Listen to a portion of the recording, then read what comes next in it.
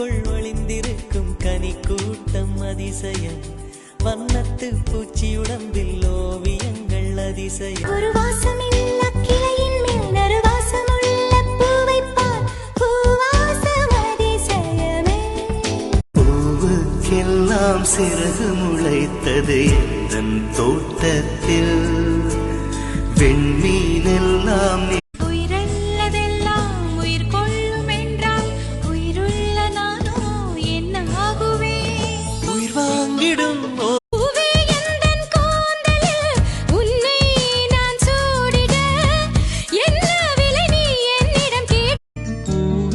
செம்பூவே உன் வாசம் வரும் வாசல் என் வாசல் உன் பூங்காவனம்